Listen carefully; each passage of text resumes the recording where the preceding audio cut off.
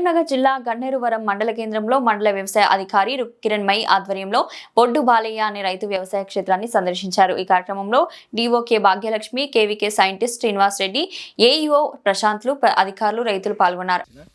June 13 నాడు మండ పోసిన, June 13 పోసి జూలై 7, 8 నాడు నాటు పెట్టినా కొంచెం నేను నైట్రోజన్ ఎక్కువ చల్లిన.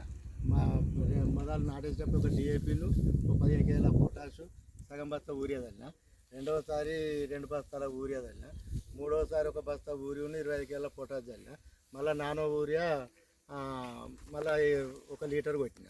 ఇప్పుడు కోతకు వచ్చింది. ఇప్పుడు 4 నెలల 15 రోజులు అయింది. ఇప్పుడు కోతకు వచ్చింది. ఇప్పుడు 350 నుంచి 400 కుక్కలు వస్తున్నాయి. కొంచెం నేను అది కొట్ల మందు కొట్టేది ఉండే టింట్ కానీ కొట్టలేదు. నాకు కారణాల వల్ల నేను ఇవి కొట్టలేదు. అందుకే ఇప్పుడు ఏఓ మేడం, డిఓ మేడం ఇట్లా వీళ్ళందరూ వచ్చి దీన్ని పరిశీలిస్తారు.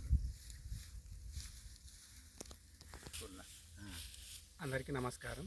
నా పేరు డి శ్రీనివాస్ రెడ్డి. కృషి విజ్ఞాన కేంద్రం జమ్మికుంటలో సస్యరక్షణ శాస్త్రవేత్తగా పనిచేస్తున్నాను. ఈరోజు మనం ఇక్కడ గన్నేరువరం మండలం గన్నేరువరం గ్రామంలో బొడ్డు బాలయ్య గారి యొక్క క్షేత్రానికి రావడం జరిగింది. దీన్ని క్షేత్రాన్ని కనుక పరిశీలించినట్లయితే దాదాపుగా ఈ యొక్క గొలుసులకైతే దాదాపుగా 250 నుంచి 300 వరకు ఈ యొక్క విత్తనాలు అనేటివి ఉండడం జరుగుతుంది. అదేవిధంగా దాంట్లో కూడా అంటే మనకు పిలకలు కనుక చూసినట్లయితే ఒక్కొక్క దాని దగ్గర 10 నుంచి 12 వరకే ఉన్నాయి. కానీ గింజలు ఎక్కువగా రావడం వల్ల కొంతవరకు ఈ యొక్క మనకు ఈ యొక్క మొగిపురుగును కూడా అంటే దంటు మందంగా ఉండడం వల్ల మొగిపురుగు కూడా తట్టుకునే రకంగా కనిపిస్తున్నది.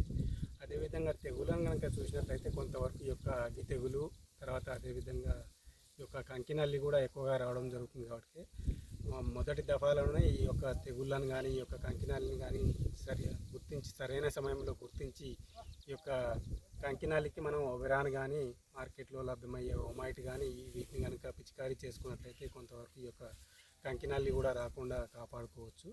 అదేవిధంగా తెగుళ్ళు కూడా అంటే గొలుసు బయటికి వెళ్ళే సమయంలో కనుక ఈ యొక్క అగ్గి తెగులకు కానీ ఈ యొక్క మచ్చ తెగులకు కానీ ఈ యొక్క మార్కెట్లో లభ్యమయ్యేటువంటి ఈ యొక్క నాటివో కానీ ఈ యొక్క గెలిలియో సెన్సా కానీ పిచికారీ చేసుకున్నట్లయితే కూడా ఈ యొక్క అగ్గి తెగులు, మెడవిప్పు తెగులు కూడా రాకుండా ఈ యొక్క పంటను కాపాడుకోవచ్చు. కాబట్టి రైతు సోదరులందరూ కూడా సరైన సమయంలో వీటిని కనుక గుర్తించి పిచికారీ చేసుకున్నట్లయితే కూడా ఈ యొక్క దిగుబడి మంచిగా వచ్చే రకం. కాబట్టి తర్వాత ఏసంగిలో కూడా ఈ యొక్క రకాన్ని వాడుకోవాల్సిందిగా కోరుచున్నాం. నమస్కారం. ఈరోజు గన్నేరువరం మండలంలో గన్నేరువరం విలేజ్లో బొడ్డు బాలయ్య వరి పొలానికి విజిట్ చేయడం జరిగింది.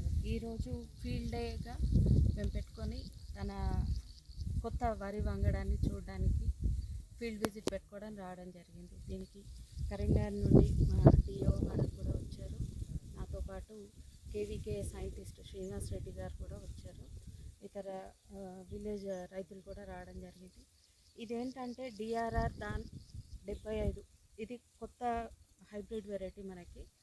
అయితే లాస్ట్ సీజన్లో దీంట్లో ఏంటంటే ఇది చాలా అత్యధిక దిగుబడి ఇస్తుంది అని చెప్పేసి రైతులు మనకి యూట్యూబ్లో చూసి దీన్ని తీసుకురావడం జరిగింది. మన మండలంలో బొడ్డు బాలయ్య దగ్గర మాత్రమే ఈ సీడ్ అవైలబుల్ ఉంది. తను ఒక 5 ఎకరాలకు సరిపడా విత్తనాన్ని తీసుకొచ్చుకొని సాగు చేస్తున్నారు. అయితే సాగు చేసినప్పటి నుండి ఇప్పుడు తను పంట కోతకు వచ్చింది. ఈ పంట కోత వరకు కూడా మేము రెగ్యులర్గా ఫీల్డ్ చూసాము. ఏ విధంగా ఈ పంట అనేది వచ్చింది అనేది మేము దిగుబడి వచ్చిన తర్వాత అంచనా వేసి రైతులందరికీ కూడా ఈ విషయాన్ని తెలియజేస్తాం. కాకపోతే ఏంటంటే ఇది హైబ్రిడ్ వంగడం కనుక ఒకటి గింజ రాలే తత్వం దీనికి తక్కువ ఉంది. ఒకటి తర్వాత అత్యధిక పిలకలు అని అంటే మనకి 8 నుండి 12 పిలకలు మాత్రమే వస్తుంది. కానీ గొలుసుకు గింజలు మాత్రం 250 నుండి 300 ఖచ్చితంగా దీనికి విత్తనాలు ఉండడం వల్ల ఇది ఎక్కువ దిగుబడి వస్తుందనే అంచనాతో మేము ఈరోజు విజిట్ చేసి గమనించిన విషయం ఇది. కనుక ఒక్కసారి ఇది హార్వెస్ట్ చేసిన తర్వాత ఎకరానికి ఎంత దిగుబడి వస్తుంది అనేది మేము రైతులకు తెలియజేస్తామని